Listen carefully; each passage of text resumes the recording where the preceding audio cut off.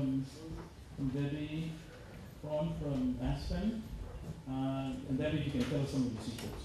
I'm going to share all of them today. I actually just put up our website. It rolls through a few photos so you can get an idea. Has anybody ever heard of Aspen, Colorado? Would you raise your hand if you know what it is?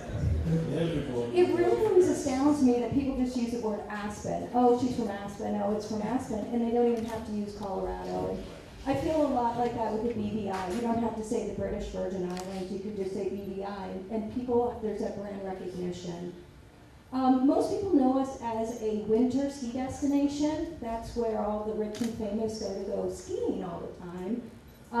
But we're so much more than that. And getting that word out to explain to people, we're not just a one-trick pony. You just don't come December through March, and then the town closes down for the rest of the year.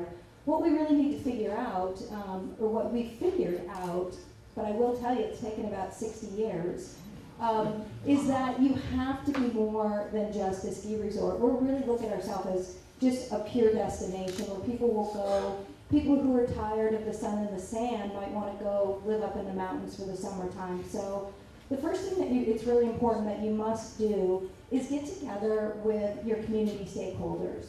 That's your tourism board. They can't do it by themselves. They need the government. So now we have the tourism board, we have the government, and for you, I would think it would be your cruise industry. You have to have all the players in the room meeting regularly saying what's best for our community, what's going to work. And really we found 5 areas, key areas that we had to assess. One was access. Can you get to a winter mountain destination? So air and ground was absolutely important to us. Expanding our airport, we finally got a runway expansion. It took about 15 years, but that just happened last year, and that was fabulous. Free public transportation. You're inviting hundreds of thousands of visitors to your community. How are you going to move them around? You don't want to just get a bunch of cars running around because you're just going to have gridlock. So that transportation, both air and ground, were really very important. When you're thinking about bringing events and things into your community, you've got to think about your climate. Certainly for us, when we look at special events, if it's a wintertime event, we can't bring potentially an outdoor concert. We really have to think about the right fit for the community. And as an example, 15 years ago in January, our occupancy was about 40%.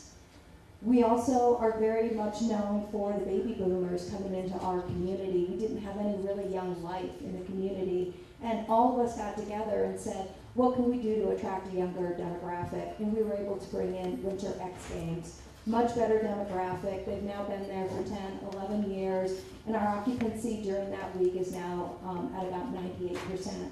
So we went from 40% to 98% by attracting the right event. The next thing you really have to look into is the prestige of an event. Will these events bring in wonderful sponsors? Will you be able to get any kind of media coverage from these type of events that you're bringing into a community? So you're just not going to take anybody who walks through the door that says, I have a great idea. Because I always want to say, well, I got a good one too. Diversity is really, really important when you think about your events. And for us, diversity meant age, really. Again, the baby boomers come to Aspen, but then there was a perception it's really for the older people. It's for the older celebrities. It's for the older generation. So how are we going to spark those younger kids coming into our community? So diversity was really important for us. And then finally, sort of on our 5 pillars, authenticity. You can't be something you're not. I was telling a story a couple years ago. Our mayor of our community decided that he wanted to rebrand Aspen as Affordable Aspen. Now, what? You know, when you've got a hotel room in the winter season going for $650 a night, it's going to be a tough sell to say we're affordable, and it doesn't really seem very authentic either. So making sure that just not one person is telling you who you are or what you are, but again, very much working together. So you have to have a community conversation that's got to constantly be rolling. And for Aspen, we really think of ourselves as our mantra there is mind, body, and spirit. So anything that surrounds your mind, your body, and your spirit is really what we're all about. So what did we do? How were we able to be successful in taking our summer season, which now our occupancy lays about 75 to 85% in the summertime. Now we rival winter for occupancy. We're still working on our rate. It's a little bit more expensive to come in the wintertime. You're more of a pure destination in the winter. People from Brazil, you're trying to steal my visitors, they are coming to Aspen. They're spending 2 weeks. They're staying and they're spending a lot of money. But our summer guest is more a day tripper. So you have to look at your seasonality. While I'm still getting that 80-90% occupancy in the summer, I'm doing that through a whole different clientele. It's not the winter traveler. It's more of a regional draw. People are on drive trips. They come to Denver, they rent a car, and then they drive around the state of Colorado. So how are we capturing them there?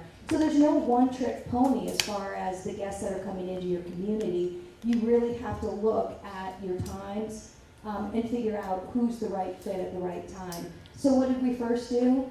We took every community event that was happening, not just that the Resort Association was putting on, but the skiing company, the community, all the different nonprofits would have events, and you lay that out. And then you overlay your occupancy for those weeks on top of that. And then you begin to see patterns. And what we realized were there were 2 great areas of opportunity for us. In the summer, of course, and we worked very hard with our nonprofit counterparts. The Aspen Music Festival, 60 years in the making. They have a school for young children to come in, as well as a 16-week classical music. The Aspen Institute, which is a think tank out of Washington, D.C. Russell was lucky enough to come out to the Ideas Festival in July. These types of events, as he mentioned, took our occupancy from 30% to 95%. So these aren't events that I'm creating. They're events that I'm looking at within the community to say, how do I package them and promote them? As a guest, you don't care if I'm putting it on, if the skiing company's doing it, or the Institute. You just want to know what the heck is going on. And you want that information laid out in a really easy, tangible way. So a master calendar, if you don't have one, you got to get one. And then you can begin to see. So our goal now is simple. We've looked at our master calendar, we looked at our occupancy, and it didn't seem too overwhelming to us to say, we are going to work on bookending our season. So our season really kicks off the second week of June with the Food and Wine Classic in Aspen. How do we get an event 1 week earlier? And then on the other bookend, how after the Mother Lode, which is a volleyball tournament, a rugby festival, what are we going to do that weekend? And I'll tell you what, the fall's a little bit easier because we have the beautiful aspen trees that are changing. People are touring through our state. They'll come and look. So look at the natural beauty around you and figure out what would be attractive. That second week in June is still a tough one for us. We try to work with a national sponsor, Outside Magazine, to put on outdoor adventure. Seems like a good thing up in the mountains, but I'll be darned if it's not snowing or raining or the weather is just so crazy that we just couldn't really, we still really haven't figured out what to do for that weekend. So we find we have one victory on the bookend, but really think of it as just starting small. If you could just extend your season by 2 weeks, 1 week on one side, 1 week on the other, and continue to extend and extend, pretty soon you pretty much have a year-round program.